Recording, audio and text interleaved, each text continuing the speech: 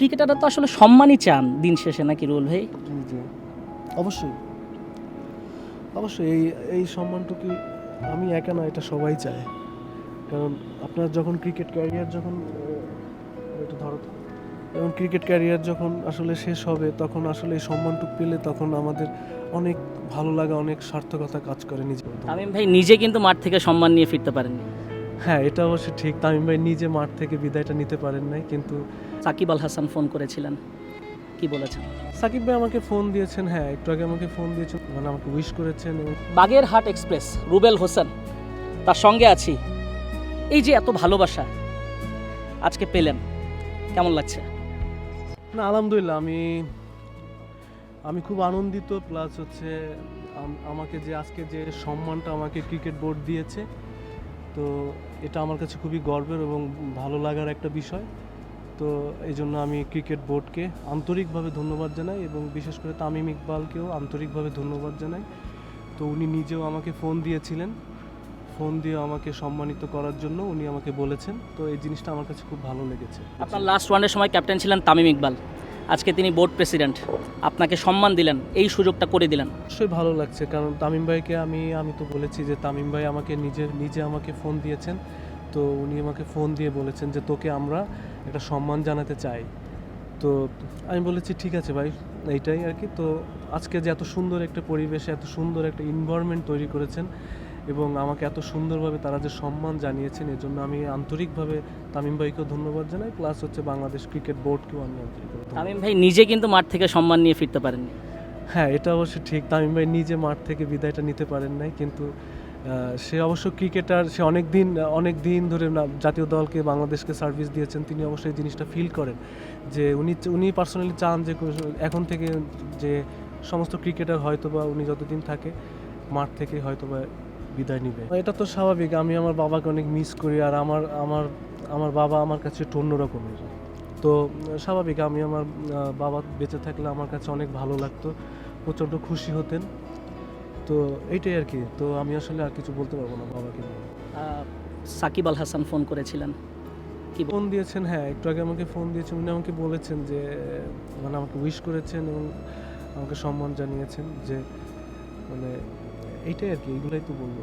মাশরাফি ভাই আপনাকে নিয়ে লম্বা একটা স্ট্যাটাস দিয়েছে। হ্যাঁ, না, মাসের ভাই আমাকে নিয়ে একটা স্ট্যাটাস দিয়েছে ফেসবুকে, আমি দেখেছি। বাট বাড়ির সাথে আমার কথা হয়নি, বাট সে আমাকে সুন্দর করে উইশ করেছে। তো মাসের ভাইয়ের জন্য আমি ধন্যবাদ জানাচ্ছি। এবং শুধু মাসের ভাই না, আমাকে সোশ্যাল মিডিয়াতে অনেকেই উইশ করেছে, আমাদের সমস্ত ক্রিকেটাররা আমাকে উইশ করেছে, সিনিয়ররা, মুশফিক ভাই, রিয়াদ ভাই, সবাই আমাকে উইশ করেছে। তো তামিম ভাইও আমাকে উইশ করেছে। তো আমি আসলে সমস্ত ক্রিকেটারের প্রতি আমি আসলে খুবই আন্তরিকভাবে ধন্যবাদ জানাই যে আমাকে এত সুন্দর করে তারা আমাকে ধন্যবাদ জানিয়েছে, আমাকে এত সুন্দর করে তারা ফিল করেছে। তো এই জন্য আমি আমার টিমমেটদের কাছে আমি আন্তরিকভাবে কৃতজ্ঞ। ওই মূল মাঠে যে বসে পিচটা ধরলেন, অনেকক্ষণ চুপ করেছিলেন ওই পিচ ধরে, আপনার সন্তান পাশে ছিল, এই মুভমেন্টটা কেমন লাগছিল আর তখন কি ভাবছিলেন? না, স্বাভাবিক। আমি এই মাঠ থেকে আসলে আমার ডেবু হয়েছে, তো এই মাঠের থেকে আমি আন্ডার-19 খেলাও আমি এই মাঠ থেকেই শুরু করেছি। তো এই মাঠের প্রতি আমার একটা সফট কর্নার, আমার একটা ইমোশন, এবং এই মাঠে আমার অনেক ভালো ভালো মোমেন্ট আছে, আমার অনেক খারাপ মোমেন্টও আছে এই মাঠে। তো এই মাঠটার প্রতি আমি আসলে ওতপ্রোতভাবে জড়িত। আর আমার বাসাও অবশ্য কাছে, সব কিছু নিয়েই মিরপুর। তো আসলে মিরপুরের এই মাঠটা আমার কাছে একটু অন্য রকমের, স্বাভাবিক একটু ইমোশনাল হয়ে পড়েছিলাম। বাট আমি উইকেটকে আমি সম্মান জানিয়েছি। 159 আন্তর্জাতিক ম্যাচ, এটা কি 200 চেয়েছিলেন? স্বাভাবিক, 200 বা 200 প্লাস হলে তো আমার জন্য আরও ভালো হতো না, আরও একটু হয়তো বা লং টাইম খেলতে পারতাম। বাট তারপরও হয়নি, আল্লাহ তাআলা এই এতটুকুই লিখে রেখেছেন আমার জন্য। তো এইটাই আর কি। বাট স্বাভাবিক একটু আফসোস তো থাকবেই যে আরেকটু যদি বেশি ম্যাচ খেলতে পারতাম, 200 প্লাস ম্যাচ হলে আমার জন্য আরেকটু ভালো হতো। প্রধান নির্বাচক মিনহাজুল আবেদীন নান্নুর সঙ্গে দেখা হয়েছিল, আমি তাকে বলেছিলাম যে রুবেল হোসেনকে যথাযথ সুযোগ দেওয়া হয়েছে কিনা। তো উনি বলেছিলেন যে অনেক প্লেয়ার, আসলে রুবেলের জন্য শুভকামনা থাকলো, তার পরের জার্নিটা ভালো হোক। আপনার কি মতামত নির্বাচকদের প্রতি? না, নির্বাচকদের প্রতি আসলে এখন আমি আর কিছু বলতে চাচ্ছি না, যেহেতু আমি এই কথাগুলো অনেকবার অনেক মিডিয়াতে আমি বলেছি যে আমার জীবনে কিছু দুই একটা জায়গা আমার একটু আক্ষেপ ছিল। তো এখন ইটস ওকে, বাট আমি এটা নিয়ে আর তেমন কিছু বলতে চাচ্ছি না, যেহেতু আজকের দিন আপনি যে গিফটটা পেয়েছেন একটু আমাদেরকে দেখাবেন একটু? একটা গিফট অনেক বড়, আরেক আচ্ছা, এটা লেখা হচ্ছে winning with speed, Rubel Hossain.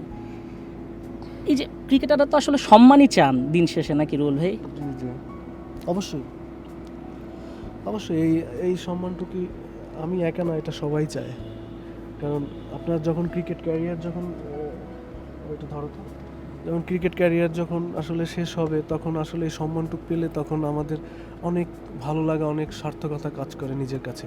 তো আজকে আমাকে যে সম্মানটুকু দিয়েছে, আলহামদুলিল্লাহ আমি প্রচণ্ড খুশি।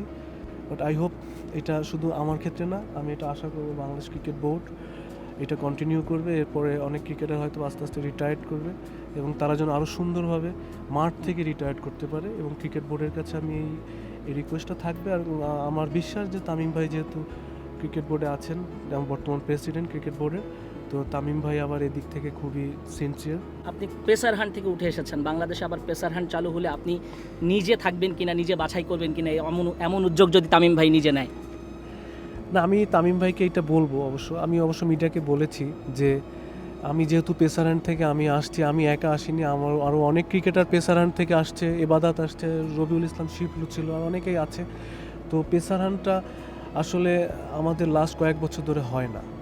তো আমাদের এখন যারা রিসেন্টলি খেলছে অনেকেই, মোস্তাফিজ বলেন, তাসকিন, তারপরে শরীফুল আছে যারা খেলছে, হাসান মাহমুদ যারা আছে লাইনে, তো সবাই কিন্তু অনেক ট্যালেন্টেড। মোস্তাফিজ তো ওয়ার্ল্ড ক্লাস। তো আসলে এরকমের ধরেন মোস্তাফিজ, তাসকিন আমরা কিন্তু ধরেন আমাদের বাংলাদেশে আরও থাকতে পারে, তাই না? তো এই জিনিসটা যেহেতু আমরাও পেসারেন্ট থেকে আসছি, তো আমি চাই যে ক্রিকেট বোর্ড পুনরায় পেসারেন্টটা আবার শুরু করুক এবং আমাকে যদি বলে কোনো কাজে, আমি অবশ্যই আমি পাশে থাকবো। অনেক ধন্যবাদ রুবেল ভাই কালবেলাকে সময় দেওয়ার জন্য। ভালো থাকবেন আপনি। দর্শক, এতক্ষণ কথা বলছিলাম বাংলাদেশের স্পিড স্টার রুবেল হোসেনের সঙ্গে। আন্তর্জাতিক ক্রিকেট থেকে বিদায় নিলেন রুবেল হোসেন। মিরপুর শেরে বাংলায় ভালোভাবে আসলে তার বিদায় অনুষ্ঠানটা সম্পন্ন হলো এবং এইগুলো আসলে সম্ভব হয়েছে নয়া বোর্ড প্রেসিডেন্ট তামিম ইকবালের জন্য। রুবেল বললেন বিদায় বেলায় কোনো আক্ষেপ তিনি বলতে চান না, তিনি বাংলাদেশ ক্রিকেটের সঙ্গী হতে চান। তামিম ইকবালরা ক্রিকেটকে এগিয়ে নেবেন এবং সেই এগিয়ে নেওয়ার পথে রুবেল হোসেনরা পাশে থাকতে চান। নাজমুস সাকিব, মিরপুর শেরে বাংলা স্টেডিয়াম, কালবেলা।